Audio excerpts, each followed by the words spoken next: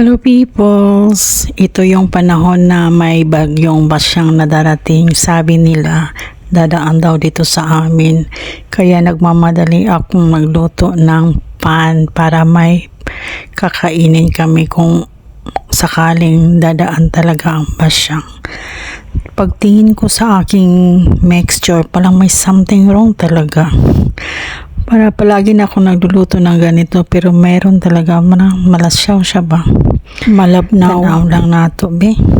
Basta masarap ang mixture na to. Ang importante basta maluto lang siya. Para meron lang malaman ang tiyan. At ganyan ang aking oven. Improvised oven.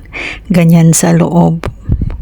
May wire dyan ko ipapatong yung tray. Kaya pag may gusto, maraming paraan dahil wala tayong pambili ng oven o basta dyan, ayos lang yan. Palagi na rin akong nagluluto nito. Minsan dinagdagan ko ng mga saging. Ngayon talagang basic lang talaga. Pan lang, gatas, at yung vanilla. Tadang! Patay ang tunga. Niuplak ang tunga na hadlok, maniniba siyang oy. Pero makaon gyapon lami man.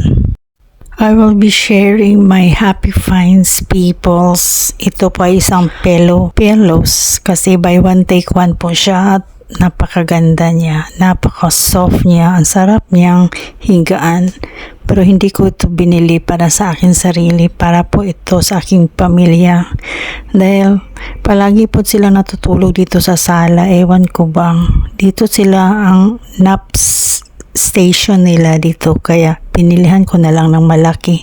Kasi kawawa yung maliit naming pillows, pinagpatong-patong nila. Medyo matagal lang dumating dahil hindi prioritize ni Kuya Ryder ang unan ko. Iwan ko ba sa kanya? Sinabi pa niya doon na nag-request ako na wag mo nang i-deliver.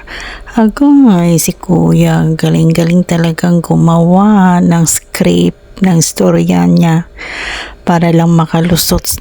But anyway, ang importante na dumating na siya. At ito po ay isang fiber cotton yung loob niya. Sobrang lambot talaga. Sa ibang unan, iba talaga to. Ang kagandahan din nito ay may zipper siya. So, dali lang labhan. So, kunin mo lang ang loob, tapos labhan yung cover niya. Pwede naman itong hindi lagyan ng cover, pero puti kasi. Puti yung pinili ko kasi mura lang. Meron namang color blue doon, gray or black. Kaso lang, ayoko, mahal. Dito na lang ako, magbili na lang ako ng cover. At ito ang nabili kong cover, silk siya ang tela, tapos gold ang kulay. Maraming choices doon na kulay, may pink, may blue, may gray, pero gold lang ang pinili ko.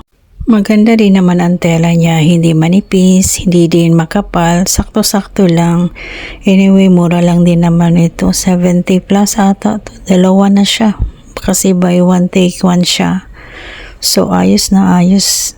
Tapos, yung niya, hindi zipper. Pocket type ang ng unan, closure niya.